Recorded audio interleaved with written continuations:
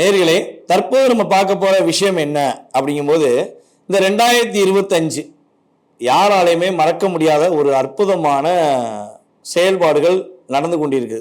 என்னன்னு பார்த்தீங்கன்னா, எப்பவுமே வருஷம் வருஷம் கிரகங்களுடைய பெயர்ச்சிகள் இருக்கும். அதுவும் சனி பகவான், ராகு பகவான், அல்லது சனி பகவான், குரு பகவான், இப்படி தான் பெயர்ச்சிகள் ஏற்படும். ஸோ இந்த வட்டம் பார்த்தீங்கன்னா, அந்த 2025 மிகப்பெரிய ஒரு மாற்றத்தை ஏற்படுத்தக்கூடிய செயல்பாடுகளில் ஃபஸ்ட்டு மார்ச் மாதம் இறுதியில் சனி பயிற்சி இப்போ நடந்தது. அதுக்கு அடுத்தபடியாக பார்த்தீங்கன்னா குரு பயிற்சி. இப்போ நம்ம பார்க்க போகிறது என்னென்னா ராகு கேது பயிற்சி.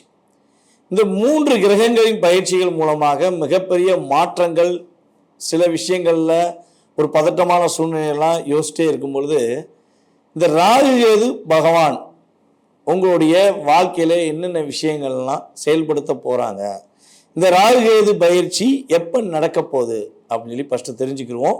ஸோ அதுக்கப்புறம் உங்களுடைய ராசிக்கான பலன், இந்த ராகு கேது பகவான் ராசியை விட்டு இன்னொரு ராசியை கடந்து சொல்லும் போது என்னென்ன மாற்றங்கள், உங்களுடைய ராசிக்கு என்னென்ன ஒரு நற்பலன்கள் கொடுக்க போகிறாங்க அப்படிங்கிறத பார்க்கலாம். மே மாதம் 18ஆம் தேதி ராகு பகவான் மீன ராசியிலிருந்து கும்ப ராசிக்கும், கேது பகவான் கன்னி ராசியிலிருந்து சிம்ம ராசிக்கும் பயிற்சியாகி வருகிறார்.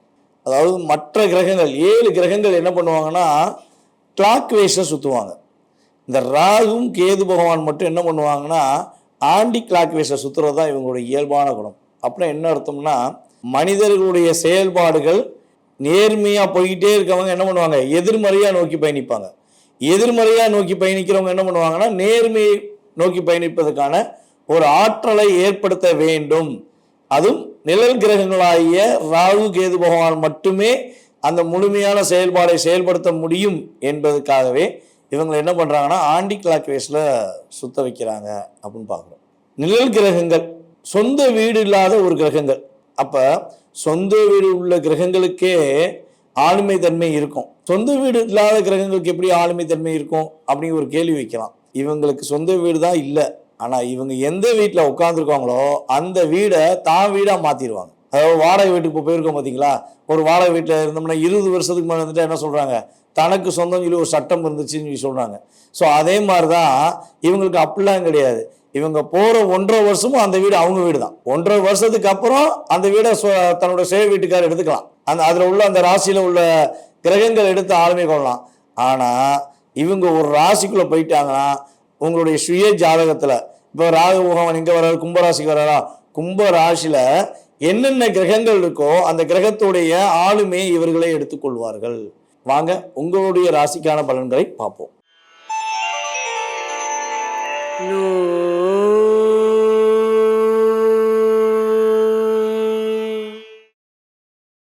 மிதுன ராசி அன்பர்களுக்கு இந்த 2025ஆம் ஆண்டு ராகு கேது பயிற்சியில் ஏற்படுகின்ற மாற்றம் என்ன?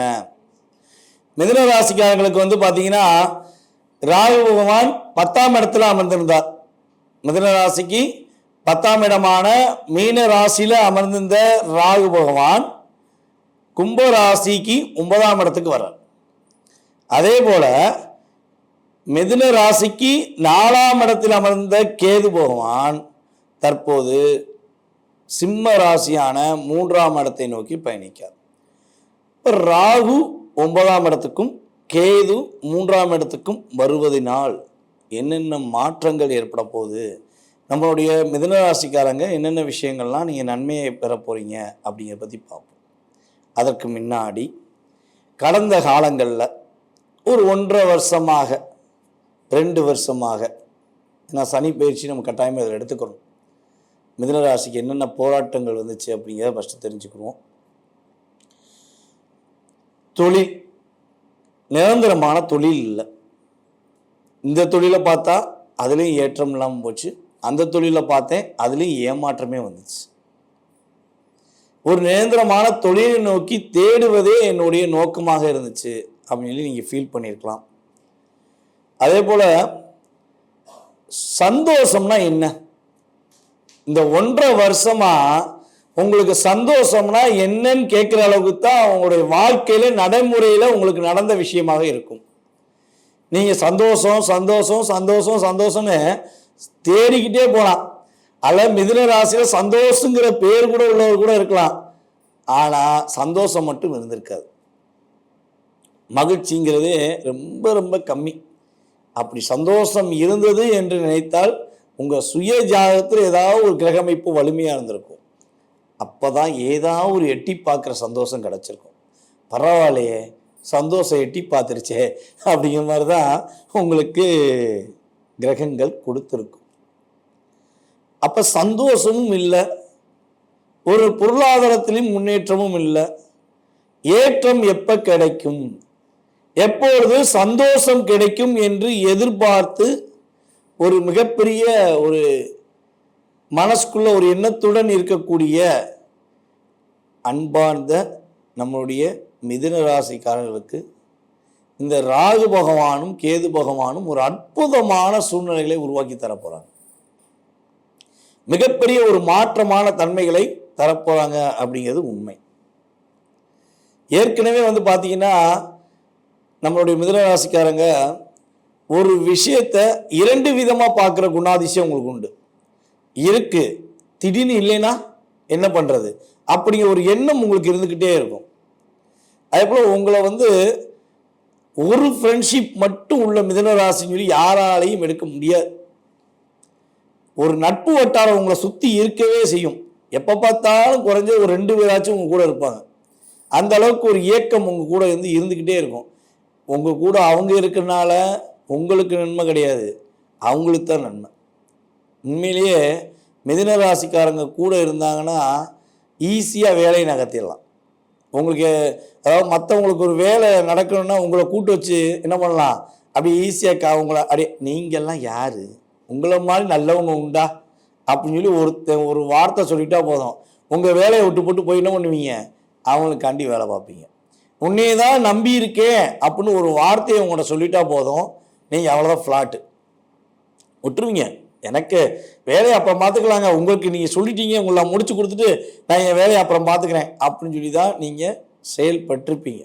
அதுவும் இந்த 1.5 வருஷம் 2 வருஷமாக உங்கள் வேலையை விட்டுட்டு அடுத்தவங்களுக்கு வேலை செஞ்சே உங்கள் வேலை பாதி வேலை போயிருக்கும்.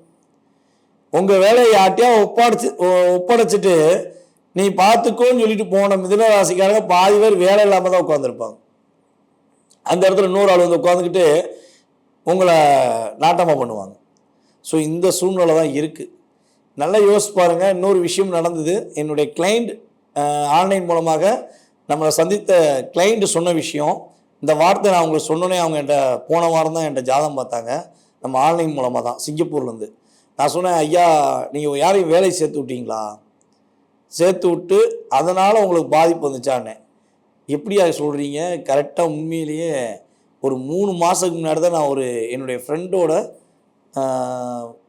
ஒரு லேடி இருக்காங்க, அவங்கள வேலை சேர்த்து விட்டேன், கடைசியில் எனக்கே ஆப்பு வச்சுட்டாங்க, இப்போ அந்த இடத்துல எனக்கு வேலை இல்லாமல் போச்சு அப்படிங்காங்க. ஸோ இதெல்லாம் கிரக ரீதியாக நடக்கிறது. அப்போ உங்களுக்கும் இந்த அனுபவங்கள் இருப்பதற்கான வாய்ப்புகள் உண்டு. ஸோ அப்படி நான் சொன்ன மாதிரி சில விஷயங்கள் உங்களுக்கு நடந்ததுன்னா கண்டிப்பாக உங்கள் கமெண்ட்ஸில் நீங்கள் கட்டாயமாக கொடுங்க. அதே போல் வண்டி வாகனங்கள் சம்மந்தப்பட்ட விஷயத்துக்காக நீங்கள் செலவழித்த கணக்கு பார்த்தா சொல்லவே முடியாது. அந்த அளவுக்கு நிறையா செலவழிச்சிருப்பீங்க. வாங்கின வண்டிலாம் ரிப்பேர் ஆகும், இல்லை வாங்கின வண்டியை ஏமாற்றி விற்றுருப்பாங்க. சூப்பர் வண்டினே, அற்புதமான வண்டி, இந்த வண்டியை நீங்கள் செலவே எல்லாம் ஓட்டலாம்னு சொல்லி உங்கள்கிட்ட கொடுத்துருப்பாங்க. நீங்கள் வாங்கின பிறகு அது செலவை மட்டுமே செலவழிக்கிற வண்டிங்கிறத நீங்கள் உணர்ந்திருப்பீங்க. அதேபோல் அம்மாவுக்கு ஆஸ்பத்திரிக்கு செலவுக்கு நீங்கள் செலவழித்த கணக்கிட்டு பார்த்தா அந்த 2 வருஷத்தில் அதிகமான செலவு. எத்தனை ஆஸ்பத்திரிக்கு போனாலும் பலபடி ஒவ்வொரு டெஸ்ட்டாக எடுக்க சொல்லியிருப்பாங்க. இந்த டெஸ்ட் எடுங்க, அந்த டெஸ்ட் எடுங்க, அதை எடுங்க, இதை எடுங்க. ஒன்றுமே இல்லைங்க, ஒன்றும் இல்லை, பரவாயில்ல சரியாக போச்சு அப்படின்னு சொல்லுவாங்க. ஆனால் பாதிப்பு இருந்துக்கிட்டே இருந்திருக்கும்.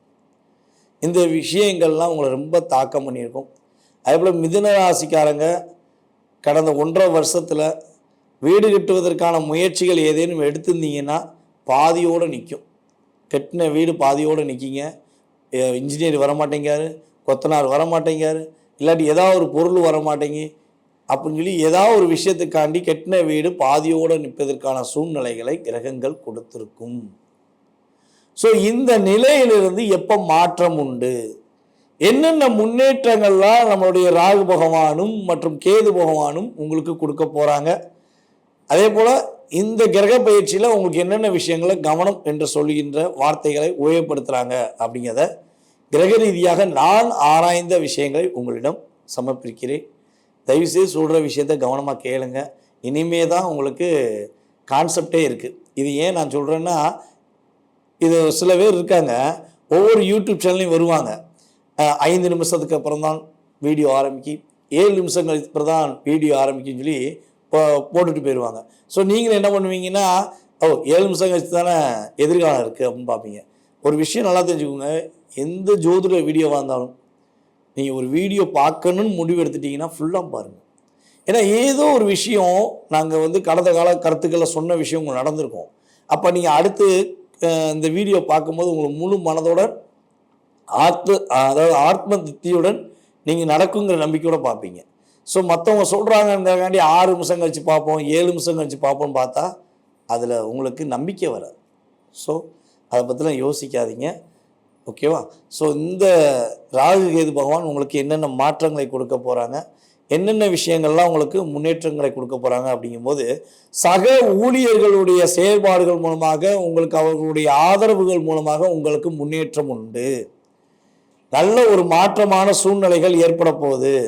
மிதுன ராசிக்காரங்க யாரெல்லாம் வீடு வாங்க நினைக்கீங்களோ, சொந்த வீடு கெட்டன்னு நினைக்கீங்களோ, அல்ல கெட்டின வீடை வாங்க நினைக்கீங்களோ, கட்டாயமாக இந்த 1.5 வருட காலங்களில் உங்களுடைய சுய ஜாதகமும் சாதகமாக இருந்தால் நீங்கள் கட்டிய வீடு வாங்குவதற்கான அமைப்பு அல்லது வீடு கெட்டுவதற்கான அமைப்பை கிரகங்கள் முழுமையாக உங்களுக்கு உறுதுணை செய்யும்.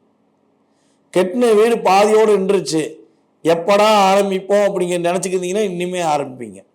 ஜூன் மாதத்துக்கு மேலே தடைப்பட்ட விஷயங்கள், நடைபெறாமல் இருக்கின்ற விஷயங்கள், நடத்து காட்டக்கூடிய விஷயங்களை கிரகங்கள் கொடுக்கின்றன.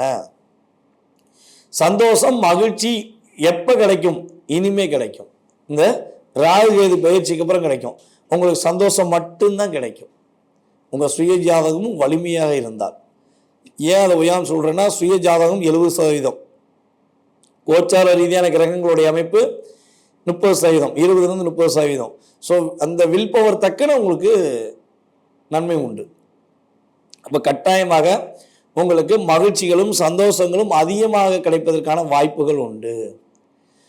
படிக்க போகல, என் பையன் மிதுன ராசி படிக்கவே போக மாட்டேங்க, ஸ்கூலில் போய் விட்டேன் படிக்க மாட்டேங்க, காலேஜில் விட்டேன் படிக்க மாட்டேங்க, ஐயா படிச்சிருவானா, காலேஜ் பக்கம் காலை வச்சிருவானா அப்படின்னு எதிர்பார்க்குற தாய் தந்தையருக்கு சொல்லுவது என்னவென்றால், உறுதியாக உங்களுடைய குழந்தை, மிதுன ராசி குழந்தைகள் உறுதியாக இனிமேல் படிப்பில் கவனம் செலுத்துவார்கள், படிப்பில் வெற்றி பெறுவார்கள், ஒரு உயர்ந்த நிலையை அடைவதற்கான சூழ்நிலை உண்டு.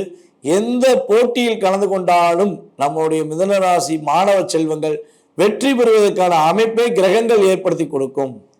போய் விளையாட்டு போட்டியில் கலந்து வச்சுருங்க, எந்த போட்டியில் வேணால் கலந்துக்கூடா, படிப்புலையும் கவனம் செலுத்து, போட்டியிலையும் கலந்துக்கோ அப்படின்னு சொல்லி என்கரேஜ் பண்ணுங்க.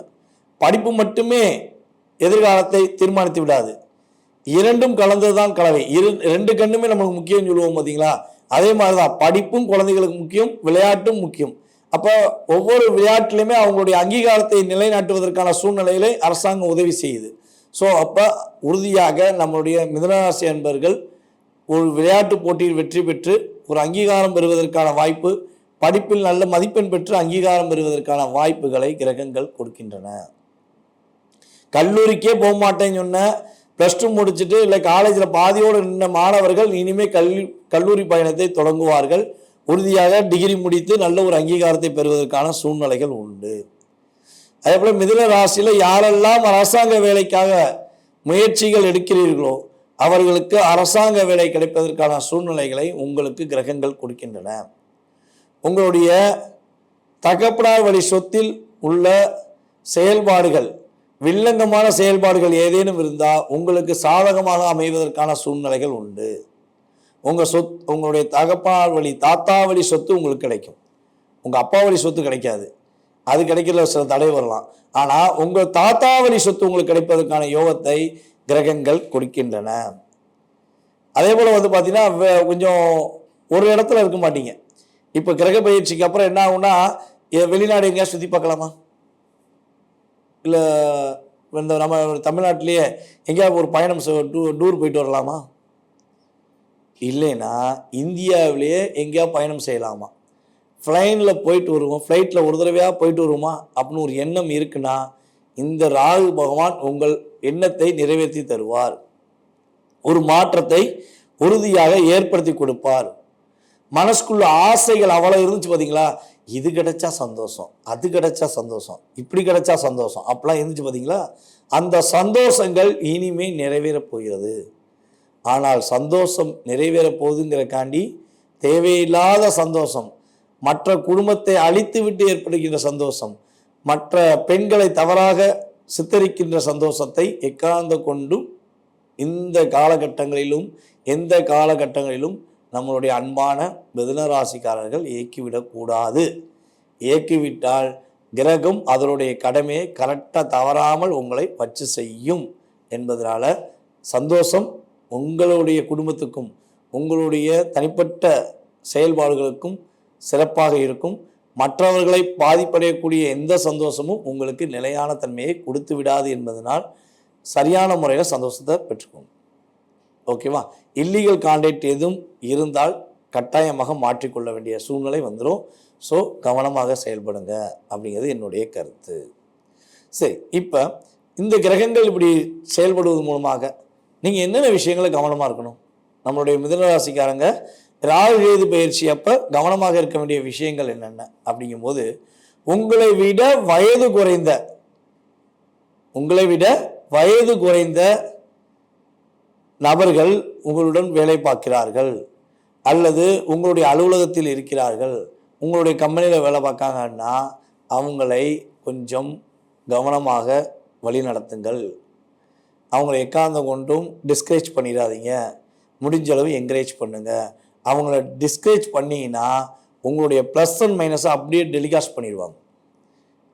அவர் என்ன எப்படிப்பட்டது தெரியுமா, அவருடைய செயல்பாடு என்ன தெரியுமா, அவருடைய ப்ளஸ் என்ன தெரியுமா, அவருடைய மைனஸ் என்னன்னு தெரியுமான்னு உங்கள் கூடவே இருந்து உங்களை செஞ்சுருவாங்க. ஸோ அந்த விஷயத்தில் கவனமாக அவங்களுக்கு மரியாதை கொடுங்க. அவங்க ஏதாவது ஒரு உங்களை டிஸ்கரேஜ் பண்ணுற மாதிரியோ இல்லை டிஸ்டர்ப் பண்ணுற மாதிரி பேசினா முடிஞ்ச அளவு அவங்கள டைவெர்ட் பண்ணுறதுக்கான ஆப்ஷனை யூஸ் பண்ணுங்கள். எதிர்த்து நிற்கணுங்கிற விஷயங்களை மட்டும் எக்காந்த ஒன்றும் செய்துவிடக்கூடாது. அதேபோல் உங்களுடைய இளைய சகோதர சகோதரிகளுக்கும் உங்களுக்கும் சில கருத்து வேறுபாடுகள் வரலாம், சில விஷயங்களில் ஒரு தாக்கத்தை ஏற்படுத்தலாம். ஸோ கவனமாக இருங்க. லாபங்கள் அதிகமாக வருது, சந்தோஷங்கள் அதிகமாக வருதுங்கிறக்காண்டி உங்களுடைய முயற்சியை எக்காந்த கொண்டும் விட்டுவிடக்கூடாது. கைவிட்டு விடாமல் நம்பிக்கையுடன் உங்களுடைய முயற்சியை செயல்படுத்த வேண்டும். முயற்சி எந்த அளவுக்கு நீங்கள் ஃபுல் அண்ட் ஃபுல் கான்ஃபிடண்ட்டாக பண்ணுறீங்களோ தடையில்லாத வெற்றியை பெறுவீங்க.